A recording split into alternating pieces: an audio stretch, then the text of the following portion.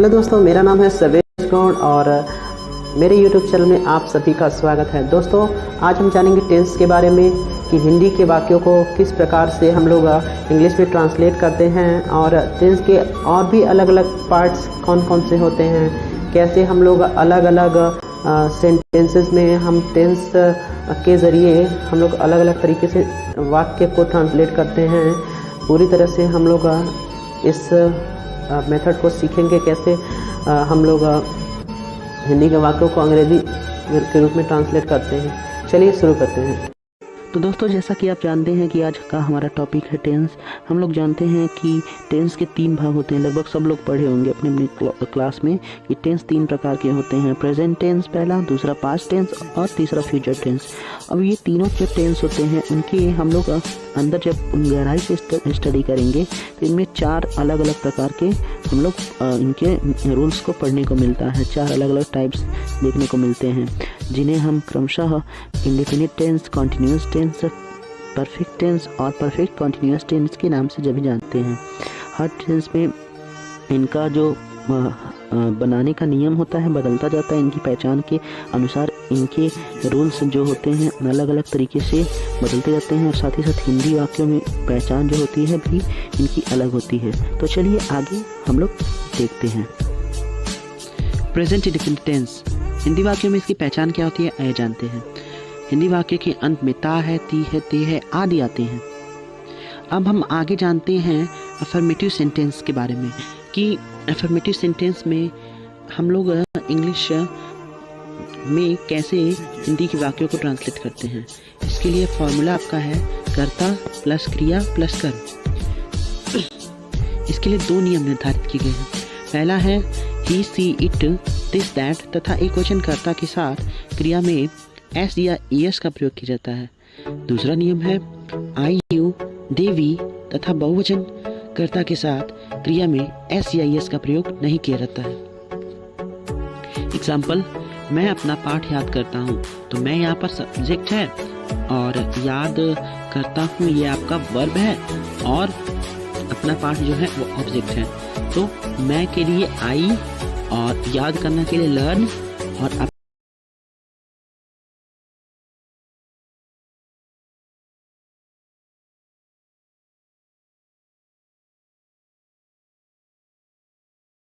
मधुर गाना जो है वो ऑब्जेक्ट है।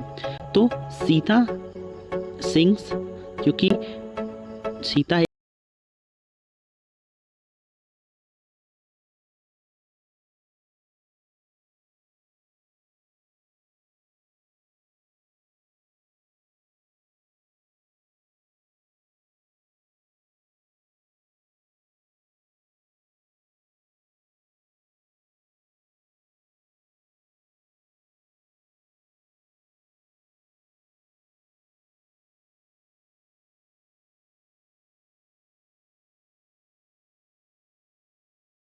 डेलेशन। अगला है वह स्कूल जाता है, तो he goes to school. He goes to school, वह के लिए ही और जाता के लिए गो में यस या यस का प्रयोग करेंगे तो यस यहाँ पर लगेगा, क्योंकि ही जो है सिंगुलर है और जाने की क्रिया में टू लगता है और स्कूल की इंग्लिश स्कूल हो गई। चलिए जानते हैं नेगेटिव सेंटेंस के बारे में। तो आप लोग नेगेटिव सेंटेंस में जो फॉर्मूला यूज़ करेंगे वो subject plus do does plus not plus verb plus object, इस फॉर्मूले का यूज़ करेंगे। इसमें ये ध्यान देने वाली बात ये है कि डू डज जो है सिंगुलर सब्जेक्ट के साथ सिंगुलर के साथ डज का यूज़ होगा और प्लूरल के साथ डू का यूज़ होगा। ये चीज़ हमेशा ध्यान रखिए। पहला एग्जाम्पल है वह हॉकी नहीं खेलता है, तो वह ही हो जाएगा और नहीं के लिए आप डज नॉट का यूज़ करेंगे और खेलता है के लिए प्ले और हॉकी के लिए हॉकी, तो he does not play hockey. अगला है लड़के अपना पाठ याद नहीं करते हैं, तो द बॉयज़, लड़के के लिए इंग्लिश द बॉयज़ हो जाएगी और लड़के बहुवचन है तो इसीलिए डू नॉट का यूज़ किया जाएगा। याद करना मतलब लर्न, तो the boys do not learn. अपना दे के लिए क्या होता है, यानी बहुवचन है, प्लूरल के लिए देयर हो जाएगा।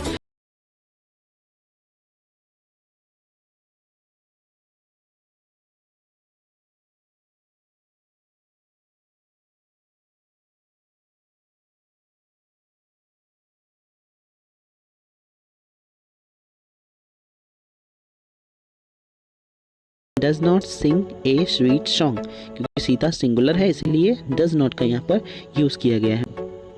तुम स्कूल नहीं जाते हो, you do not go to school, तो यू के साथ डू नॉट, और जाने की क्रिया में टू का यूज़ होता है, तो गो के बाद टू का यूज़ हो गया है, और to school, you do not go to school. अब आता है इंट्रोगेटिव सेंटेंस। इसमें जो आपका दो तरह के सेंटेंस मिलते हैं। पहला जो होता है जो वाक्य के पहले आता है, इसमें वाक्य के पहले जब कोई सेंटेंस क्या वर्ड आता है तो इसके लिए हम लोग हेल्पिंग वर्ब का यूज़ करके ट्रांसलेशन बनाते हैं। जैसे आपका इसमें फॉर्मूला लगेगा do does plus subject plus verb plus object plus question mark. तो पहला एग्जांपल है, क्या गांव में ठंडी हवा चलती है? तो गांव में ठंडी हवा चलना यानी कहने का मतलब इसमें सब्जेक्ट छिपा हुआ है दोस्तों। सब्जेक्ट छिपा हुआ है तो यहाँ पर हम लोग इट का यूज़ करते हैं, तो हो जाएगा इट जो है सिंगुलर सब्जेक्ट है और सिंगुलर सब्जेक्ट के पहले डज का यूज होता है। तो डज इट, और चलना का मतलब ब्लो हो जाएगा, और ठंडी हवा की English cold wind, does it blow cold wind कहाँ चलती है? गांव में, तो इन द विलेज। तो does it blow cold wind in the village. क्या तुम रोज़ाना दिल्ली जाते हो? तो तुम के लिए डू लगेगा, तो डू यू, और जाने के लिए को, और दिल्ली के पहले टू का यूज़ करेंगे। Do you go to Delhi? Delhi. Do you go to Delhi? Delhi. क्या मुकेश मधुर गीत गाता है? तो does Mukesh sing sweet song? तो यहाँ पर मुकेश सिंगुलर है इसलिए डज का यूज़ किया गया है। क्या विद्यार्थी कक्षा में शोर मचाते हैं? तो यहाँ पर जो है ढेर सारे विद्यार्थियों की बात की जा रही है। तो do the students make noise in the class? शोर मचाना की इंग्लिश होती है मेक नॉइज। क्या पक्षी आकाश में उड़ते हैं? तो do the birds fly in the sky? यहाँ पक्षी मतलब एक से अधिक पक्षी हैं इसीलिए डू का यूज़ किया गया है। और उड़ना की इंग्लिश फ्लाई और आकाश में की इंग्लिश इन द स्काई। अब इसके बाद जो अगला सेंटेंस आता है आपका कोई इंट्रोगेटिव का भी आता है, लेकिन इसमें जो आपसे पहचान जो होती है वो प्रश्नवाचक शब्दों के बीच में होती है।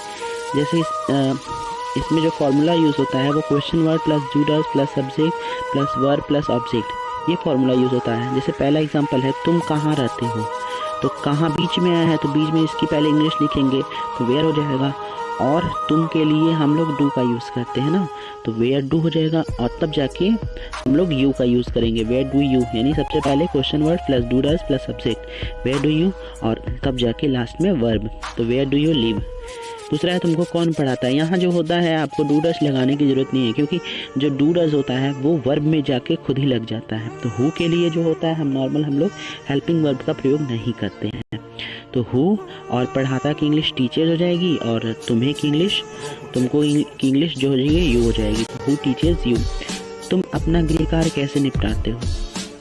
तो कैसे की इंग्लिश हाउ, और तुम के लिए डू लगता है, और यू तुम की इंग्लिश होगी तो हाउ डू यू, और निपटाना मतलब ख़त्म करना, फिनिश करना, तो हाउ डू यू फिनिश। अपना काम अपना गृह काम, तो होमवर्क मतलब अपना गृह कार्य हो जाएगा, how do you finish your homework. तुम रात को कौन सी फिल्म देखते हो? तो कौन सी की इंग्लिश विच हो जाएगी, कौन सी फिल्म, दोनों एक साथ आएंगे, तो विच मूवी। उसके बाद जो है यू है ना, तो यू के पहले डू, तो विच मूवी डू यू। अब देखना की इंग्लिश वॉच होती है, रात को मतलब एट नाइट, तो which movie do you watch at night. ये लड़के स्कूल कब जाते हैं? तो ये लड़के मतलब ये सब लड़के, तो कब की इंग्लिश पहले व्हेन हो जाएगी, और लड़के बहुवचन है इसीलिए व्हेन डू दिस बॉयज़। कहाँ जाते हैं? स्कूल, तो go to school. That's all. उम्मीद है दोस्तों आपको ये टेंस अच्छे से समझ में आया होगा।